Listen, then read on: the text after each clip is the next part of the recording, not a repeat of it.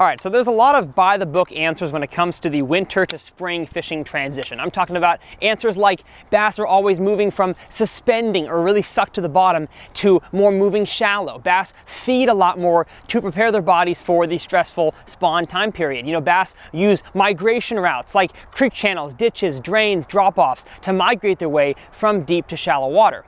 And those are all good and great for big complex lakes, but the body of water that I'm standing in front of today is not big or complex. It's a pond that I'm pretty sure is very similar to a lot of the ponds that you guys out there fish regularly. And so in this video, I'm going to pose the question, is there really a pre-spawn time period in ponds? And if so, does it have a measurable impact on the way that you fish and catch fish?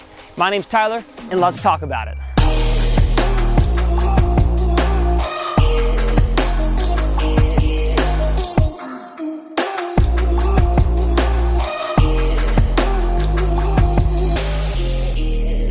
Well, how's it going, folks, and welcome back to Tyler's Real Fishing. My goal here on this channel is to help you guys become better bass anglers, and so if you want to catch more bass, you belong here. Hit that subscribe button. So if you go to the YouTube search bar right now and type in pre-spawn bass fishing, you're going to find a wealth of incredibly helpful information.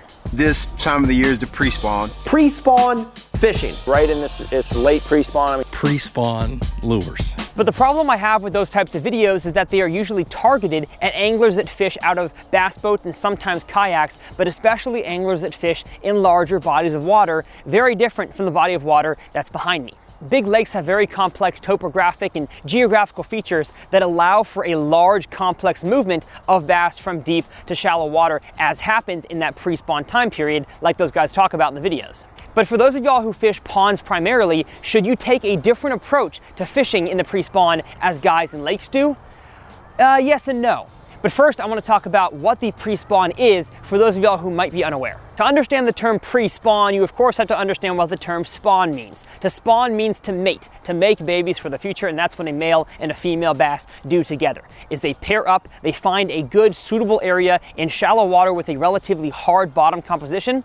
The male and the female, depending on where you live, either combine their efforts together to make the nest, or the male just makes the nest. And then the female comes in, lays her eggs, the male bass lays his, fish juices, and boom, you have new bass babies arriving in a matter of days. And so that is what the spawn is. Pre, as the prefix implies, it is the time period before the spawn, but of course, after the winter. Here in North Texas, where I live, around the Dallas-Fort Worth Metroplex, the spawn happens anywhere from late March to early May, but most of the time it's that late March to mid-April time period.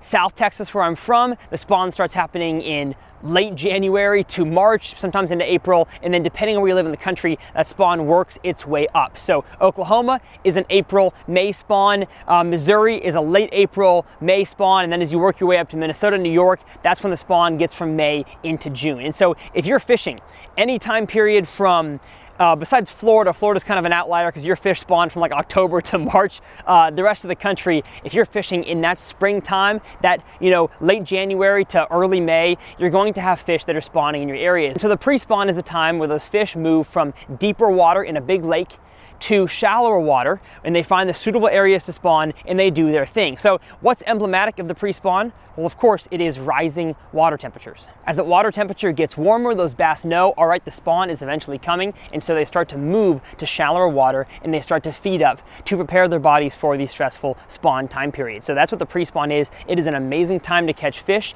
Usually, for most anglers out there, whether you're a pond angler or a boat angler, the pre-spawn is when you catch the fattest, most aggressive bass of your life. So that is the pre-spawn, but how does it affect you as a pond angler? If bass are not supposed to be in their winter areas anymore, they're not supposed to be acting like winter fish, how does that change in ponds? Well, to be completely honest, they really don't change locations a whole lot. They mostly just change behavior. Now, much like I talked about in a very similar video back in the fall, does a fall transition exist in a pond? I talked about the fact that in regular old circle ponds, farm ponds, neighborhood ponds, bass don't really have a whole lot of complex topographic features to move along the bottom. Sometimes it's just one grass line that goes in a circle around the entire lake. And so where do your bass transition to if they're in a max of 12 feet deep in that pond?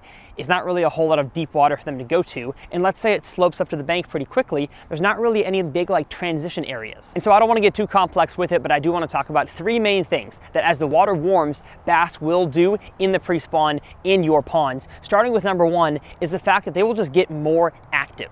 As water temperatures start to rise, a bass gets more active. A bass's favorite temperature range, depending on the study that you read, is anywhere from 60 to 80 degrees. So here in Texas, my winter water temperature is anywhere from sometimes high 30s, but usually it is low 40s through the 50s. That's my winter time period. And then as soon as it gets into the upper 50s and in lower 60s, that's really like spawn, pre-spawn kind of mix. And so if your water temp is below that 60 to 80, that is not bass's preferred water temperature range. And so you're just not going to have as much activity. That is why oftentimes you can't catch bass on top water, because they don't want to expend that kind of energy to go all the way to the top and potentially miss their target. That's why a drop shot, a suspending jerkbait, a jigging spoon right in front of their face is a great way to catch them in those colder wintertime temps and locations, because they just don't want to move a whole lot.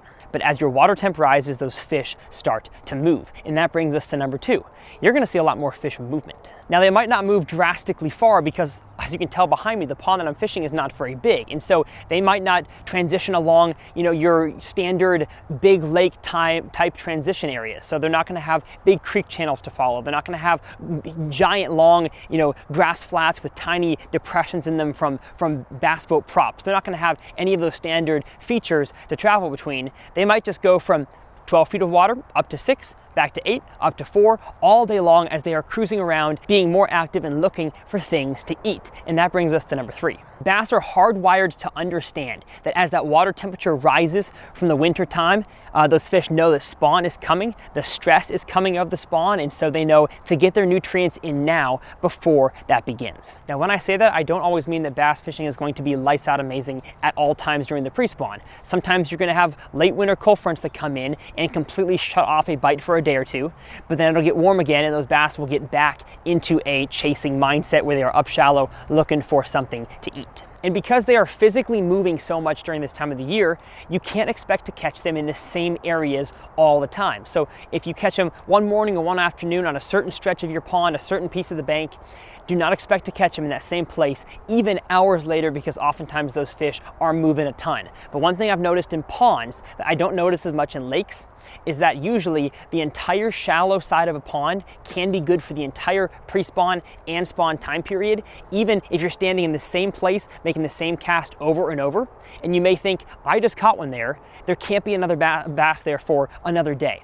But oftentimes those bass are just circulating, swimming around, looking for stuff to eat. And so, yes, covering water is helpful, but oftentimes you can catch a bunch of fish all day long out of one spot, almost like trout that are doing a run around a stocked pond. Bass will do a very similar thing to that, where they'll cover water, looking for stuff to eat. And so you have to throw reaction baits for the most part to have the best chance of catching an awesome fish. So as spring starts to make its way to your areas, do not feel the need, especially if you're a pond angler, to research a whole bunch about pre-spawn fishing tips, where to look for bass in the pre-spawn, because you're going to find information that I think is a little bit too complex for your situation. All you got to do is take a few pre-spawn moving baits, vibrating jig, spinner bait if it's really windy or if the water is colder and dirtier, maybe a square bill crankbait if you got some rocks. And with water temperatures that are trending up, that's when those baits are going to work. And if you have a cold front come through, maybe break back out those late winter lures that you were catching bass on in your ponds, throw those for another day or two until that water temperature starts rising again.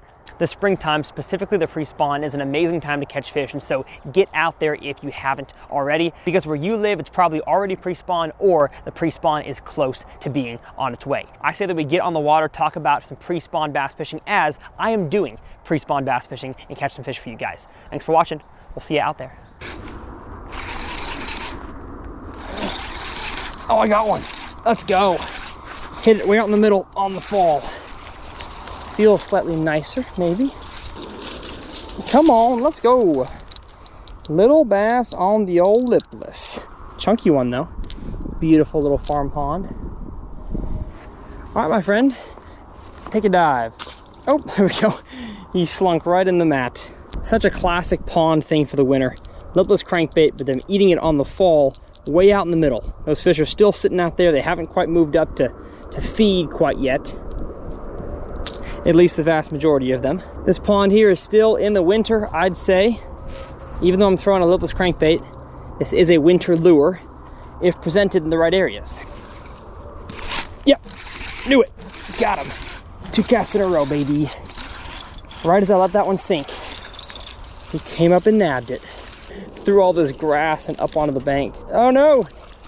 Got him, yes. Whew, what a beautiful, beautiful bass. Look at the chunkiness of that guy right there. Gorgeous. See ya. And as the winter turns to pre-spawn, these fish will not bite as often out in the middle. They'll move up and start feeding a lot shallower. And like I talked about, I don't think the fish get any dumber. I just think that they get hungrier and are more willing to bite lures that are fast moving and aggressive shape, size, color, compared to when the water was, 5 to 10 degrees colder and the length of day was considerably shorter. I still keep him honest though on the bank. Oh, there's one. There's one. Hey, he's still in deep water, but he was closer to the bank, although it drops off quicker here, so just as deep. Bring it up. Let's go. Let's go. Give this pond a few days of warm nights and sunny days like this, and these fish would move to pre-spawn pretty quick. Oh, dang it. I thought I just had a piece of grass, and so I ripped it away, and that was not a piece of grass. That was like a 3-pounder. There we go. Oh, no, dang it. Ah, they're not eating it very well. That one I hooked. I doubt that I'm getting that one to bite again, because I definitely stung that one. Oh, you gotta be joking me. If I had a wacky rig, I would cast it right there in a jiffy. There he is, there he is. Yes, yes, a good one. All right, even though I stung him twice, eventually came back and got it. Bring you up in here, yes. Biggest one of the day, pushing 2.5 pounds. That right there is what you like to see. Have a nice pre-spawn, uh-oh. You good there? There you go. Oh yeah, oh yeah, oh yeah. Are you bigger? Are you bigger? Right on the edge of that grass. No, you're not, but man, they are absolutely nabbing this red trap. But you can see almost all of them don't have it, yes, in their mouth. They are just slapping at it. Pre-spawn time period, very much known by fish absolutely inhaling a square-billed trap vibrating jig. These fish are not quite there yet. Oh, that one, okay, that one hit it good. I would not be surprised if this one has it. Down the gullet. Y'all, we found a honey hole here. That's for sure. Where's this one got it? Nope, this one's got it just about the same. Just one treble hook on the outside. Definitely a more strong bite though. Boom. This is so fun. Get a little bit of sunshine, the fish are active again, leaving the winter blues behind. There he is, got him in the ditch. Ha ha ha, just as I had thought. One hit it as I was oh, that's what you get right there for having to yank one over all this junk. This little ditch here is such a nice place to get a bite. Oh, oh. Got him, got another one. Oh my gosh, I lost him. Oh man, dang it. Yeah, y'all, I think a suspending jerkbait would be better. It would give these fish more time to eat this thing. Oh, I want a suspending jerkbait so bad. There's like several fish in this drain. Y'all can't really see it right here, but it drops from, a foot of water where I'm at to probably 3 to 4 in the middle. And there's fish in there, and I'm not able to reel my lipless slow enough to keep it. Oh man, he missed it again. To keep it in the strike zone. They keep finding it, chasing it, and by the time they have a chance to eat it, it's already gone. It's a little teaching moment there. If y'all see that happening, throw something slower. If fish are chasing your lure and they can't catch up to it, that's on you, not them. Got him. There he is. Aha! Just had to hop it. Hop it like I'm hopping a wacky rig. Dang it. See? And they didn't get it very good. Got it. There we go. Keep him up, keep him up, keep him up. Gosh, he's swimming through all this stuff. Bring it in here, flip it in. Let's go. Let's go. That's not how you really want them to eat it though. Bottom lip, one treble. Was hooked pretty decent, but still. Pulling back against all this grass, he's not hooked that well. Wish there was a few bigger ones in here, but you know what? I'm just glad to be catching fish. It is good to be throwing a lipless crankbait again, having a fun time. There's one. There's one to finish off the video. Oh, and that one ate it better.